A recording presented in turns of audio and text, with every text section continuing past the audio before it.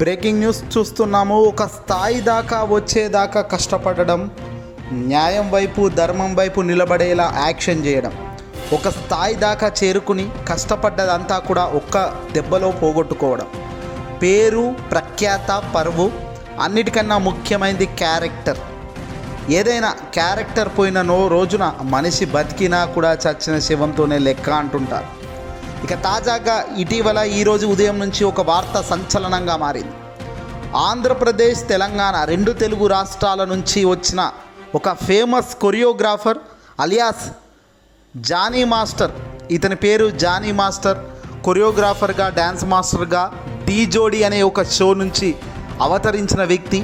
Cinema అవకాశాల కోసం ఎంతగానో కష్టపడి అల్టిమేట్గా చాలా గొప్ప స్థాయికి, దేశవ్యాప్తంగా డ్యాన్స్ మాస్టర్లలో మంచి డ్యాన్స్ మాస్టర్గా జానీ మాస్టర్ అనే ఒక పేరు సాధించేదాకా ఈయన కష్టం పోయింది. షేక్ జానీ బాషా ఈయన అసలు పేరు. జానీ మాస్టర్గా మనము సినిమాల్లో కానీ, డ్యాన్స్ షోలో కానీ, ఇతర కామెడీ షోలో కానీ ఇతని పర్ఫార్మెన్సులు చూస్తుంటాము. జనసేన పార్టీ, జనసేన అధినేత పవన్ కళ్యాణ్కు చాలా అత్యంత దగ్గరి సన్నిహితుడు. పవన్ కళ్యాణ్తో ట్రావెల్ కూడా చేశాడు. పవన్ కళ్యాణ్ ఇటీవల 2024 ఎన్నికలకు ముందు పవర్ స్టార్ పవన్ కళ్యాణ్ గారికి మద్దతుగా, సపోర్టుగా కూడా క్యాంపెయిన్ చేశారు. జనసేన పార్టీకి ఓట్లేయాలి అంటూ ప్రజల వద్దకు ఇంటికి వెళ్ళి కూడా తమ వంతు సహకారం అందించే ప్రయత్నంలో భాగంగా జానీ మాస్టర్, ఇతరులు అందరూ కూడా చేసిన వీడియోలు, ఫోటోలు మనకున్నాయి. ఇక ఆ తదనంతరం ఏకంగా ఓ యువతి తనను జానీ మాస్టర్ రేప్ చేశాడని, దారుణంగా హింసించాడని రాయదుర్గం పోలీస్ స్టేషన్లో పోలీసులకు కంప్లైంట్ ఇవ్వడం జరిగింది. జీరో ఎఫ్ఐఆర్ నమోదు చేసుకున్నారు. ఈ ఘటన నర్సింగ్ పిఎస్ పరిధిలో జరగడంతో ఈ కేసును నర్సింగ్ పిఎస్కు బదిలీ చేశారు. ఈ క్రమంలో పోలీసులకు ఇచ్చిన ఫిర్యాదులో యువతి సంచలన విషయాలను నమోదు చేసినట్టుగా తెలుస్తుంది. ప్రస్తుతం ఎఫ్ఐఆర్ సంచలనంగా మారింది. ఎఫ్ఐఆర్ రిపోర్ట్లో పొందుపరిచిన విషయాలు: ఆ యువతి రాసిన లేఖ. అసిస్టెంట్ కొరియోగ్రాఫర్గా జానీ మాస్టర్ దగ్గర చేరిన మొదటి రోజు నుంచి చిత్రహింసలకు గురి చేస్తున్నాడు. తనకు అవసరాలు తీర్చాలి అంటూ దారుణంగా తన వెంటబడుతున్నాడని, ఓ రోజు క్యారేవెన్లో అసభ్యంగా ప్రవర్తించిన తీరును సైతం ఆమె ఆ లేఖలో రాసుకొచ్చింది. ఎఫ్ఐఆర్కు రిపోర్ట్లో సంబంధించిన లేఖలో ఇది ఇప్పుడు సంచలనంగా మారింది. ఒక ఫేమస్ కొరియోగ్రాఫర్ ఈ స్థాయి తరహా వేషాలు వేయడం నిజంగా కరెక్టేనా? వాస్తవానికి ఇలాంటి దారుణాలు ఎప్పుడు కూడా ఎక్కడ కూడా మనం గతంలో చూడనివి. కానీ ప్రస్తుత రాజకీయ పరిస్థితుల్లో, ప్రస్తుతం నడుస్తున్న కాలంలో ప్రతినిత్యం ఎవరో ఒకరు పెద్ద తలకాయల బాగోతాలు, చీకటి కథలు బయటబయలవుతున్నాయి. జనసేన పార్టీలో క్రియాశీలకంగా పనిచేసిన జానీ మాస్టర్కు పవన్ కళ్యాణ్కు చాలా దగ్గరి సంబంధం. జనసేన పార్టీ ప్రస్తుతం డిప్యూటీ సీఎం పవన్ కళ్యాణ్ గతంలో ఎన్నికల క్యాంపెయిన్లో సైతం ఈ జానీ మాస్టర్ కులం, మతం గురించి కూడా చాలా గొప్పగా వివరించారు. కులం, మతం, వర్గం అంటూ తేడాలు నేను చూడను, కులం ముస్లిం అతను అయినప్పటికీ నేను హక్కున చేర్చుకున్నాను అని పవన్ చెప్పే ప్రయత్నం చేశాడు. మరి ఇలా పవన్ చెప్పిన ఈ ప్రయత్నం పక్కన పెడితే, ఈ యువతిని మతం మార్చుకో, వివాహం చేసుకుంటాను, భయాందోళనక పరిస్థితిని సృష్టించినట్టుగా ఆ యువతి లేఖ రాసుకొచ్చింది. ఆల్రెడీ వివాహం అయి ఉండి ఈ జానీ మాస్టర్ మళ్ళీ యువతిని బెదిరించి యువతితో ఆటలాడడం అనేది ఎంతవరకు కరెక్ట్ అనేది పోలీసులు తేల్చాల్సిన అవసరం ఉంది. మెయిన్గా ఈ ఆరోపణలు చేస్తున్న యువతి 2017లో ఒక ఛానల్లో ప్రసారమైన ప్రముఖ డ్యాన్స్ షోలో జానీ మాస్టర్కు పరిచయం అయిందట.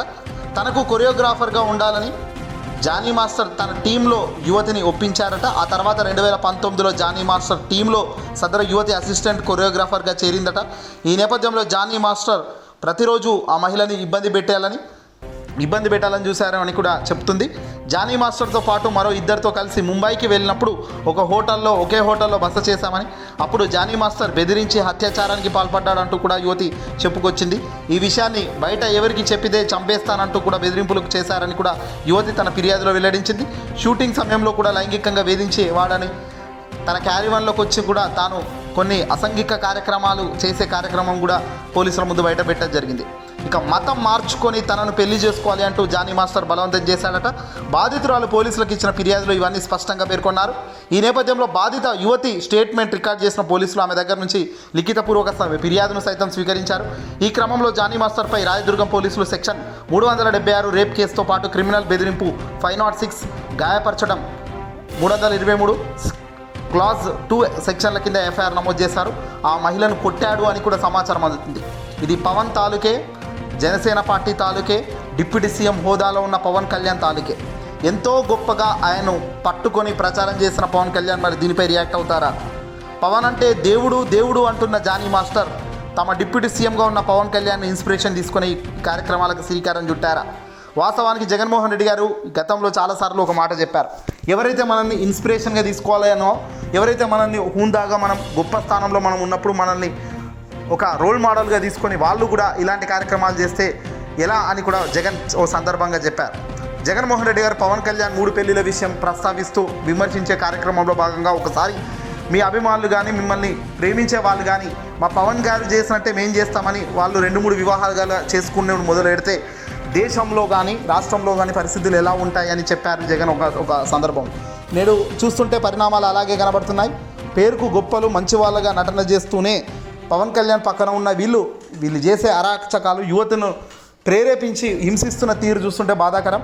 పైగా వీళ్ళే మీడియా ముందుకు వచ్చి మహిళలకు అన్యాయం జరగకుండా చూసుకుంటామని, మహిళలకు రక్షణగా మా చొక్కాలు అడ్డం పెడతామంటున్నారు. కానీ ఎక్కడ చొక్కా తీస్తారో అర్థం కాని పరిస్థితి. ఇలాంటి పరిస్థితుల్లో ఇలాంటి కార్యక్రమాలు చేస్తున్న వీళ్ళను ఖచ్చితంగా శిక్షించాలి, చట్టపరంగా తగిన విధంగా బుద్ధి చెప్పాలంటున్నారు. కానీ ఇది ఎంతవరకు కేసు ముందుకెళ్తుంది? పెద్ద పెద్ద వాళ్ళు వెనకాల ఉన్నారు కాబట్టి బహుశా జానీ మాస్టర్ను గట్టెక్కించే కార్యక్రమాలు కూడా చేస్తారు. తద్వారా ప్రభుత్వం ఇన్వాల్వ్మెంట్ లేకుండా కనుక ఈ కేసు ముందుకు అడుగులు వేస్తే కనుక ఖచ్చితంగా నిజాలు బయటపడతాయి. ఇంకా రావాల్సిన నిజాలను సైతం పోలీసులు బయటపెడితే ఇంకా మరీ మంచిది. ఎందుకంటే సమాజంలో పేరున్న వాళ్ళము గొప్ప వాళ్ళము అని గ్రౌండ్ లెవెల్లో కష్టపడి పైకి వచ్చిన వ్యక్తి కొరియోగ్రాఫర్గా ఎంతో కష్టంతో కూడుకున్న వ్యవహారం, ఎంతో కష్టపడితే కానీ ఈ స్థాయికి ఈ పేరు రాలేదు. కానీ ఈ ఒక్క రోజులో ఆ పేరును మొత్తం మటుమాయం చేసుకునే కార్యక్రమం బయటబయలైంది. ఎవరైనా సరే ఎంత గొప్ప స్థాయికి వెళ్ళినా సరే మహిళా ఇల్లీగల్ అఫేర్స్ ఇలాంటి కార్యక్రమాలకు పోతే మాత్రం మొదటికే మోసం తప్పక వస్తుంది, మొదటికే అన్యాయం మొదటికే జరుగుతుంది. ఏదేమైనప్పటికీ కూడా జాగ్రత్తగా అడుగులు వేసి విజయాన్ని అందిపుచ్చుకొని ఆ విజయానికి తగ్గట్టుగా నిబద్ధత డిసిప్లిన్తో అడుగులు వేసేయగలిగితేనే దానికి ఒక వాల్యూ యాడెడ్ లాగా ఉంటుంది తప్ప ఎంత పైకి పోయామన్నది కాదు. డబ్బుని చూసాము పైకి వచ్చాం కదా, ఏదైనా చేస్తాము, మా కింద ఏదైనా సాధ్యమే అనుకుంటే మాత్రం ఇదిగో అడ్డంగా ఇలా బుక్కాగా తప్పదు.